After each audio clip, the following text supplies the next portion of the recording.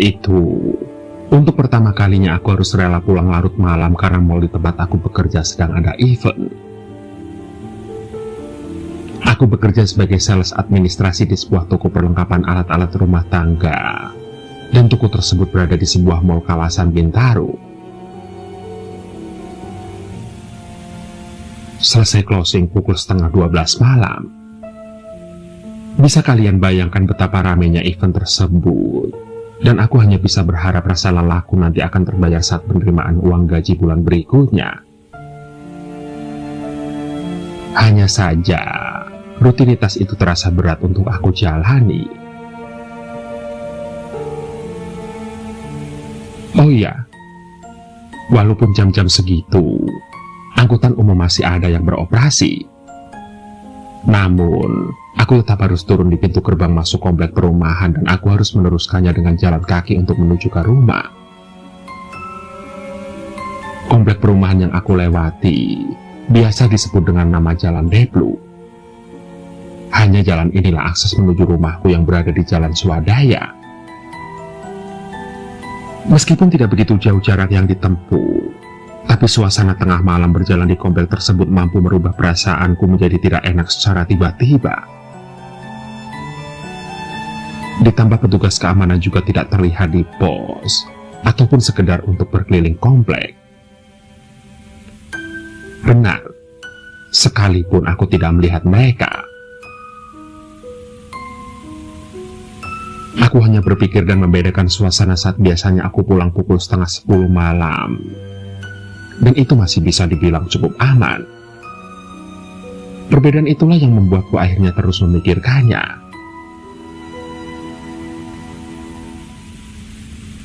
Namun ironisnya, ada yang bilang kalau kita sedang berjalan di tengah suasana yang sunyi dan sepi, pikiran kita tidak boleh kosong.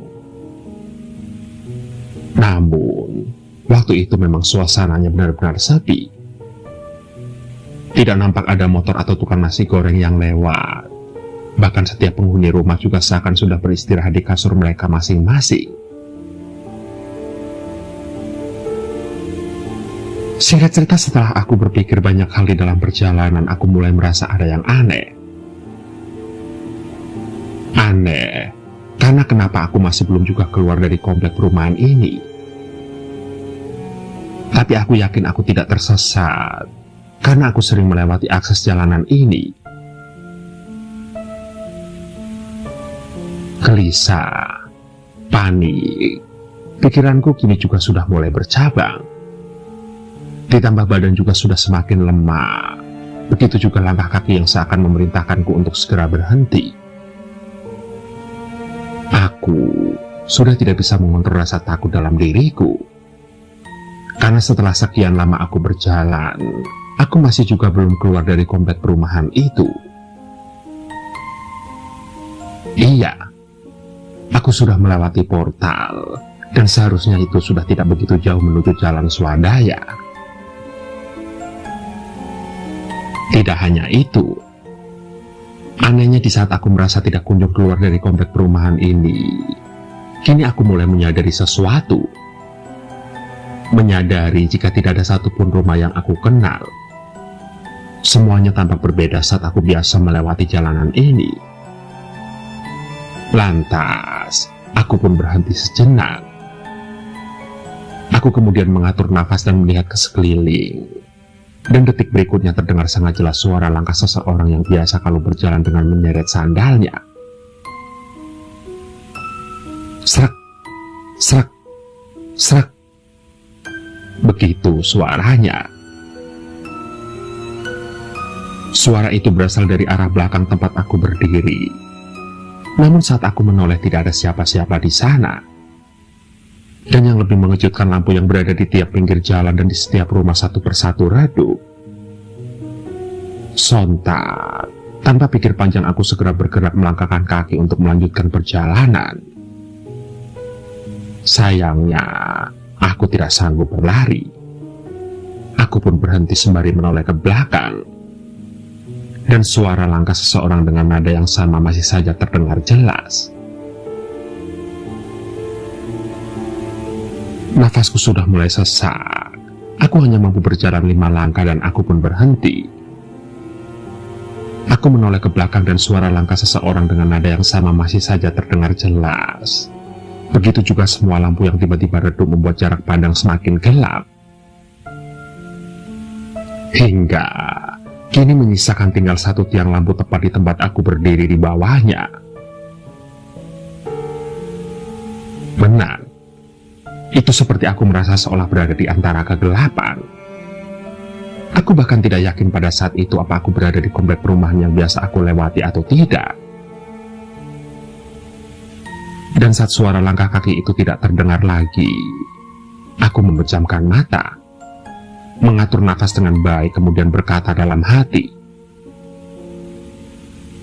"Aku mohon izinkan aku lewat jalan ini. Jangan ganggu aku ya," gumamku dalam hati.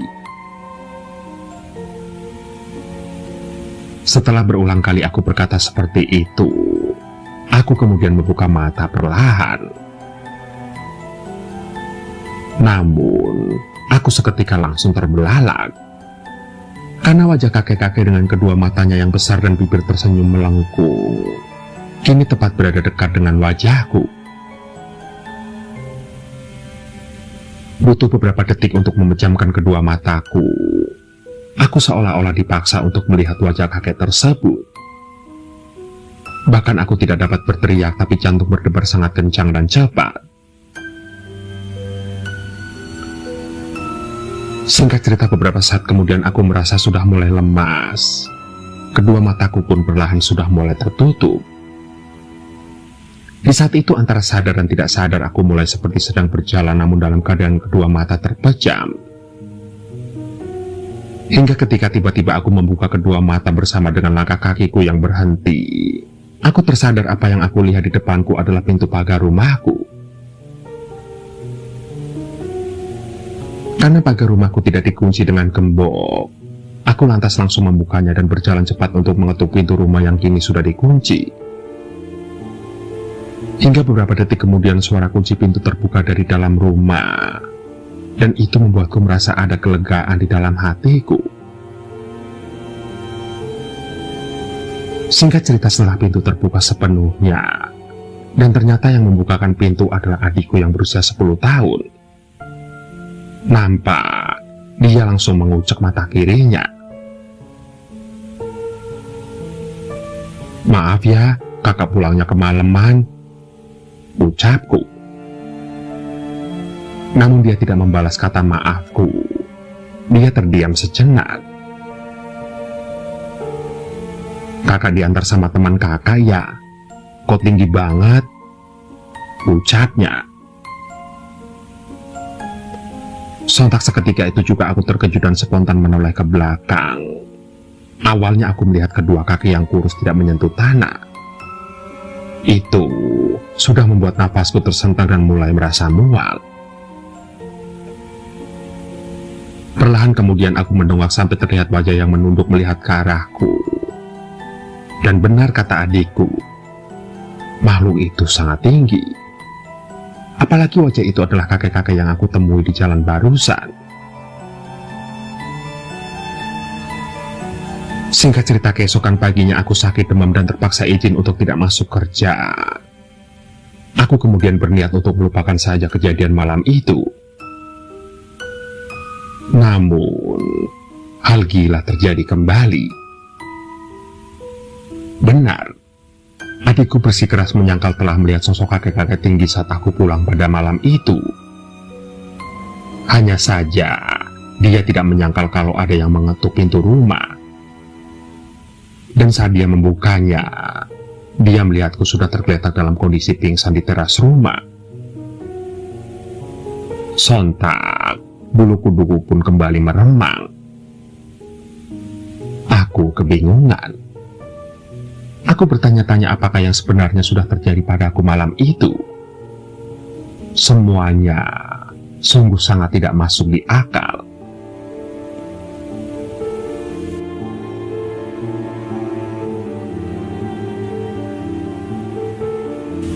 Namaku Wawan Kusmawan, asal Ciamis, Jawa Barat.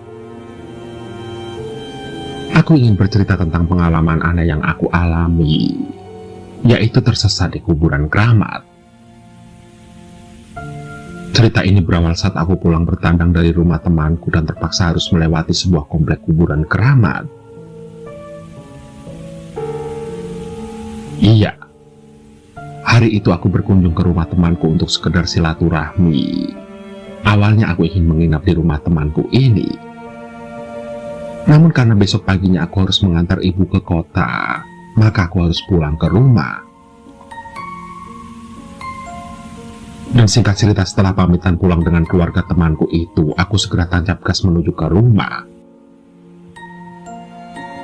Awalnya semua tampak seperti biasa. Namun saat aku akan melewati jalan yang biasa aku lewati, ternyata jalan itu ditutup sementara karena ada acara. Maka mau tidak mau aku harus melewati kuburan keramat di daerah itu. Waduh, aku harus lewat kuburan itu, gumamku dengan gusar dalam hati.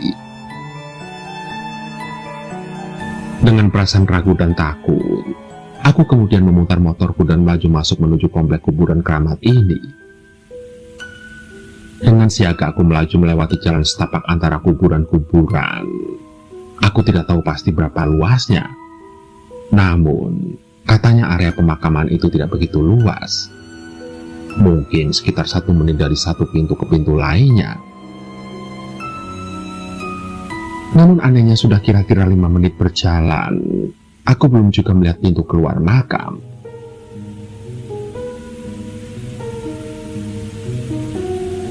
Memang, sebenarnya makam keramat ini tidak boleh sembarang orang melintas. Namun jika terpaksa tidak masalah asalkan jaga sikap. Di dalam komplek pemakaman ini terdapat kuburan sesepuh dan orang-orang yang dihormati pada zamannya. Waktu itu, aku selalu berkata permisi atau kula nuwun saat melintas agar aman sampai tujuan. Aku merasa semakin gelisah karena sudah lebih dari 10 menit aku belum keluar juga dari pemakaman itu. Aku mulai bingung dan rasanya ingin menangis saat itu juga karena aku sudah sangat ketakutan sekali. Sambil melihat-lihat kanan dan kiri mencari pintu keluar, aku kemudian melihat seorang bapak tua sedang berjalan berlawanan arah denganku. Sontak, jantungku berdebar dengan kencang karena aku mengira jangan-jangan itu hantu. Mau kemana, Dek? Tanya bapak itu. Namun aku tidak menggubrisnya dan tetap berjalan lurus ke depan seolah tidak melihatnya. Bingung cari pintu keluarnya ya? Tanya bapak itu lagi. Aku segera menghentikan motorku. Sepertinya bapak itu manusia. Dari cara bicaranya saja tidak terlihat menyeramkan, kataku dalam hati. Lantas bapak itu kemudian menghampiriku dan bertanya, "Mau bapak bantu tunjukin jalan keluarnya?" Tanya bapak itu. "Iya pak, tolong bantu saya ya. Saya dari tadi bingung nyari pintu keluarnya," jawabku. "Ya sudah, mari ikut bapak," kata bapak tersebut. Aku kemudian mengikutinya dari belakang menggunakan motor. Apa mungkin bapak tersebut kuncen di sini ya? Tanyaku saat itu. Namun bagaimanapun juga perasaanku kini mulai tenang.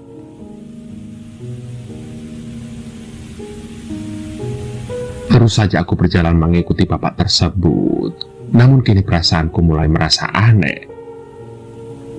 Karena setelah 3 menit berjalan, belum juga aku melihat pintu keluarnya. "Masih jauh, Pak?" tanya aku. Bapak itu kemudian berhenti dan membalikkan badannya melihatku. "Pulangnya besok saja.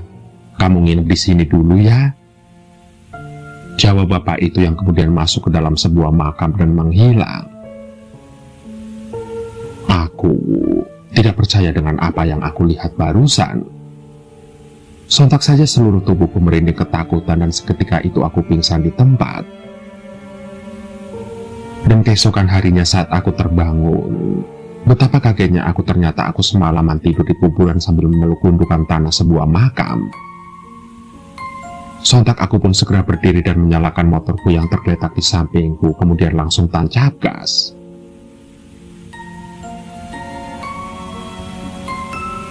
Dan setelah sampai di rumah, aku kemudian menceritakan semuanya pada keluargaku dan mereka cuma tertawa mendengarkanku. Mereka tidak berpikir macam-macam, karena mereka mengira aku tidak pulang karena menginap di rumah temanku tersebut. Tidak hanya dialami oleh Wawan, kisah horor tersebut juga dialami oleh kakek nenek saya sekitar tahun 70-an. Ketika itu belum ada alat transportasi yang ramai seperti sekarang, sehingga berpergian dari kampung ke kampung lainnya hanya dapat dilakukan dengan berjalan kaki. Cerita berawal dari perjalanan pulang kakek dan nenek saya yang waktu itu masih muda. Beliau pulang dari rumah orang tuanya yang berjarak sekitar 7 kilometeran. Saat itu hari sudah sore menjelang maghrib yang disertai hujan rintik-rintik dan sedikit kilat. Hingga di tengah perjalanan antara dua kampung tersebut, terdapat sebuah kampung yang namanya Kampung Cibuyut. Sebuah kampung bikinan Belanda yang hanya dihuni oleh kepala bagian, mandor, dan beberapa karyawan perkebunan karet. Dan beberapa ratus meter sebelum Kampung Cibuyut ada lahan pekuburan. Orang-orang di sana menyebutnya kuburan gede karena ukurannya yang sangat luas.